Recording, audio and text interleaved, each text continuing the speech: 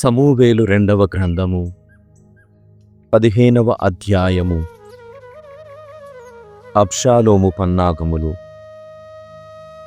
అటు పిమ్మట అబ్షాలోము రథమును గుర్రములను సమకూర్చుకొనెను. ఆ రథముకు ముందుగా కేకలిడుచు పరుగిడుటకు 70 మంది బంటులను ప్రోగు చేసుకొనెను. అతడు వేకువనే లేచి నగర ద్వారముకు పోవు త్రోవ ప్రక్కన నిలుచుండెడివాడు. ఎవడైనా తగాదా పడి తీర్పు కొరకు రాజు వద్దకు వచ్చినచో అబ్షాలోము అతనిని ప్రక్కకి పిలిచి, ఏ ఊరి నుండి వచ్చితివి అని అడుగును. అతడు, ఈ దాసుడు ఇశ్రాయేలు మండలము వాడను అని చెప్పును. అబ్షాలోము, నీ వ్యాజ్యము సబబైనది, న్యాయ సమ్మతమైనది కూడా. అయినను రాజు నీ మాట పట్టించుకోడు అని చెప్పును. అతడింకను, నన్నీ రాజ్యమున న్యాయమూర్తిగా నియమించిన ఎంత బాగుగా నుండును. ఫిర్యాదులతో వ్యాజ్యములతో వచ్చిన వారికి నేను తీర్పు చెప్పుదును కదా అనును. ఎవరైనను అబ్షాలోము దగ్గరకు వచ్చి అభివందనము చేయబోయినచో అతడు వారిని వారించి స్నేహితుని వలె ఆదరముతో ముద్దాడును. తీర్పు కొరకు రాజు నద్దకు వచ్చిపోవు ఇశ్రాయేలీయులందరి ఎడ అబ్షాలోము ఈ రీతిగానే ప్రవర్తించెడివాడు. ఇట్టి ప్రవర్తనము వలన అతడు ఇశ్రాయేలీయుల మనస్సులను దోచుకొనెను. అబ్షాలోము తిరుగుబాటు. 4 ఏండ్లు గడిచిన తరువాత అబ్షాలోము రాజుతో, నేను హెబ్రోనుకు వెళ్ళి యావేకు చేసిన మ్రొక్కుబడి చెల్లించుకుని వచ్చెదను. నేను అరామునందలి గెషూరునున్నప్పుడు యావే నన్ను సురక్షితముగా యెరూషలేముకు కొనివచ్చెనేని హెబ్రోనున ప్రభువును కొలచెదనని మ్రొక్కుకొంటిని అని చెప్పెను. రాజు, సుఖముగా వెళ్ళి రమ్ము అనెను. అతడు హెబ్రోనుకు వెడలిపోయెను. అబ్షాలోము ఇశ్రాయేలు మండలమందంతటా సేవకులను పంపి, మీరు బూరనాదము వినబడగనే హెబ్రోనున అబ్షాలోము రాజయ్యనని ప్రకటింపుడు అని చెప్పెను. అబ్షాలోముతో పాటు 200 మంది జనులు యెరూషలేము నుండి హెబ్రోనుకు వెళ్ళిరి. వారు అబ్షాలోము పిలువగా వెళ్ళిరే గాని అతని కపటోపాయమును ఎరుగరు. అబ్షాలోము దావీదుకు మంత్రాంగము నెరపు వాడును గిలోనీయుడు అహీతోఫెలును గిలో నగరము నుండి పిలిపించుకొనెను. యావేను కొలుచునప్పుడు అతనిని తన చెంతనే ఉంచుకొనెను. అబ్షాలోము పన్నాగము పండినది. నానాటికి అతనిని బలపరుచువారు ఎక్కువైరి. దావీదు పలాయనము. పరిచారకుడు దావీదు నద్దకు వచ్చి, ఇశ్రాయేలీయులు అబ్షాలోము పక్షమున చేరిపోయిరని చెప్పెను. దావీదు యెరూషలేముననున్న తన పరిజనులతో, మనము వెంటనే పారిపోవుదము, లేదేని అబ్షాలోము బారి నుండి తప్పించుకోజాలము. మీరు వెంటనే సిద్ధము కావలయును. అతడు హఠాత్తుగా దాడి చేసి మనలను ఓడించి నగరమును కత్తివాదరకు ఎరజేయవచ్చును అనెను. వారు, రాజు సెలవిచ్చినట్లే చేయుదుము అనిరి. దావీదు పరివారముతో వెడలిపోయెను. ప్రాసాదమును చూచుకొనుటకు 10 మంది ఉంపుడు కత్తెలను మాత్రము నగరున విడిచి వెళ్ళెను. అతడు తోడి వారితో సాగిపోవుచు నగరమునందలి చివరి ఇంటికడ ఆగెను. రాజోద్యోగులు అందరూ అతని ప్రక్కన నిలిచిరి. కెరేతీయులు పెలేతీయులు గాతు నుండి వచ్చిన 600 మంది గిత్తీయులతో ఇత్తయి అనువాడు రాజుకు ముందుగా నడచెను. దావీదు గిత్తీయుడైన ఇత్తయితో, నీవు నాతో రానేలా? వెనుదిరిగిపోయి నీ రాజు అబ్షాలోము పక్షమున చేరుము. నీవు పరదేశివి, నీ దేశము వీడి వచ్చి ఇక్కడ ప్రవాసిగానున్నవాడవు. నీవు నిన్న వచ్చి నా కొలువున చేరితివి. నేడు నిన్ను నాతో తిరుగాడ తీసుకొని పోవుటకు మనస్సు రాదు. నేనెక్కడికి పోవలయునో నాకే తెలియదు. కావున నీ అనుచరులతో తిరిగి పొమ్ము. ప్రభువు నిన్ను ఆదరముతో దయతో కాపాడుగాక అనెను. కాని ఇత్తయి యావే తోడు, ప్రభువు తోడు, చావుగాని బ్రతుకుగాని రాజచ్చట ఉండునో ఈ దాసుడును అచ్చటనే యుండుననెను. దావీదు అతనితో సరియే, ముందు నడువుమని పల్కెను. గిత్తీయుడైన ఇత్తయి అనుచరులతో సేవకులతో ముందుగా కదలిపోయెను. పురజనులందరూ రాజును చూచి గోడుగోడున ఏడ్చిరి. రాజు కీద్రోను లోయ ప్రక్కన నిలుచుండెను. అతని పరివారమంతయు ఎడారికెదురుగా పయనించెను.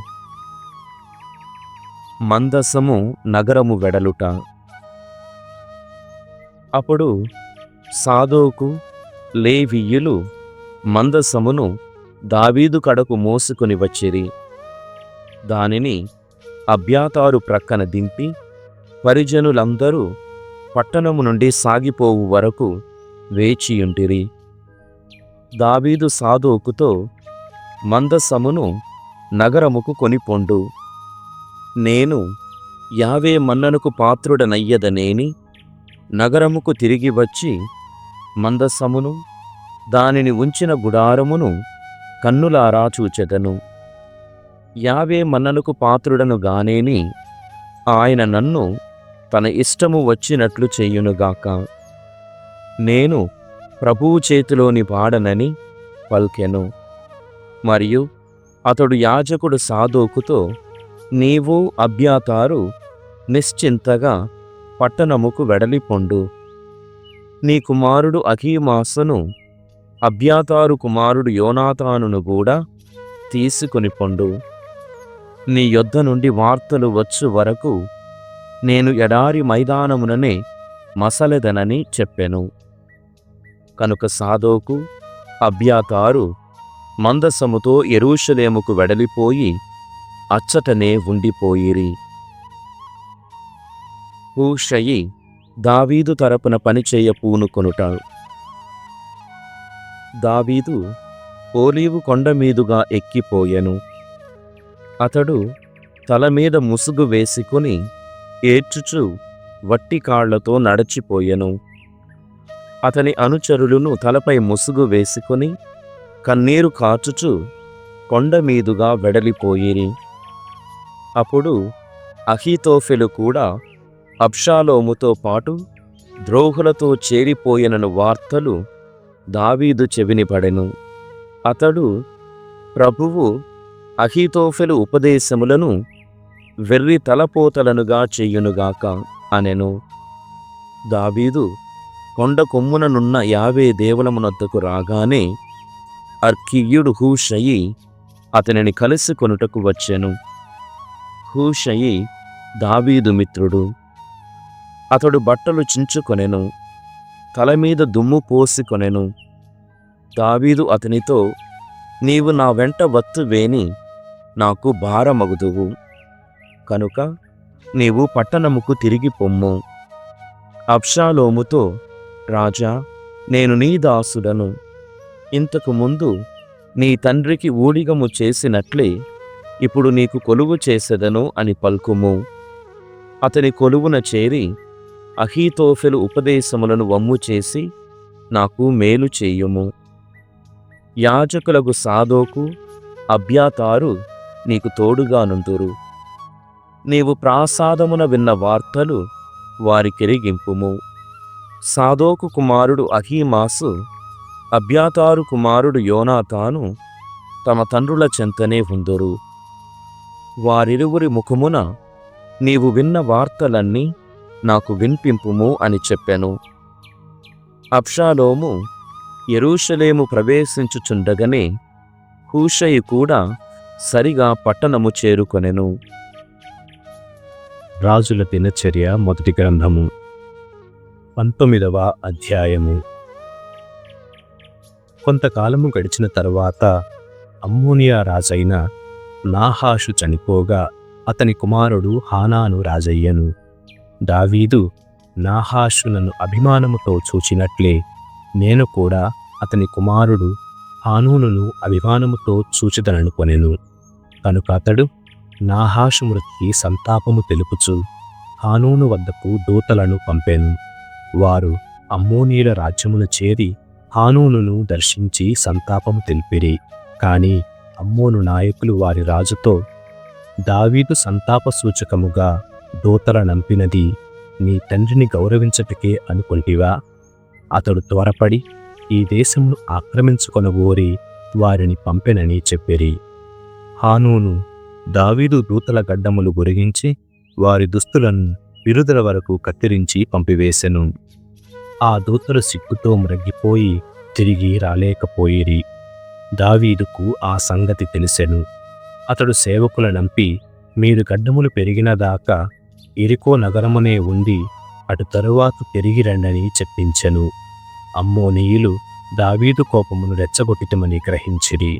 కనుక వారెగువ మెసొపొతేమియా, మాకా, సోబా రాష్ట్రముల నుండి రథములను రధికులను బాడుగకు తెప్పించుకున్నటకై 2000 మణుగుల వెండి నంపిరి. అట్లు వారు బాడుగకు తెచ్చుకొనిన 32,000 రథములు మాకారాజు సైన్యములు వెడలివచ్చి మేడేబా వద్ద విడిది చేసెను. అమ్మోనీయులను వారి వారి నగరముల నుండి వెడలివచ్చి యుద్ధమునకు సన్నద్ధులైరి.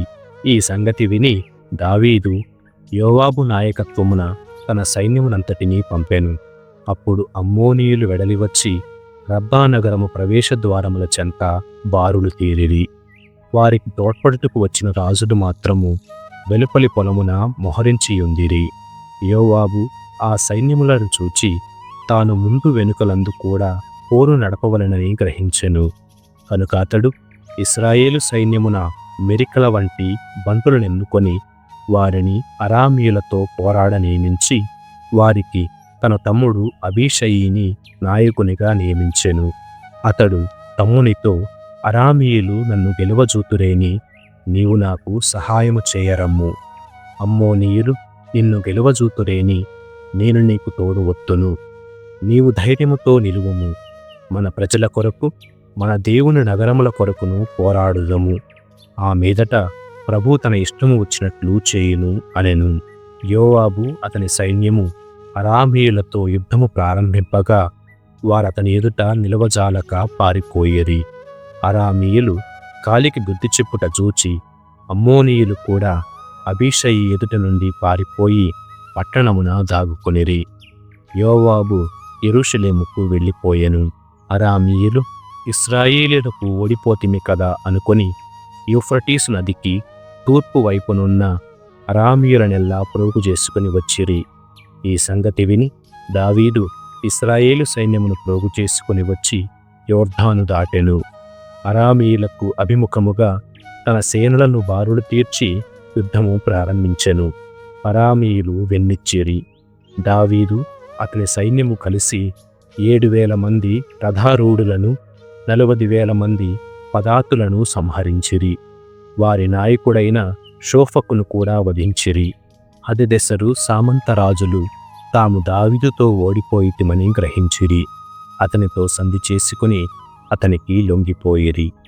తరువాత అరామీయులు అమ్మోనీయులకు మరలా సహాయము చేయలేదు. 20వ అధ్యాయం.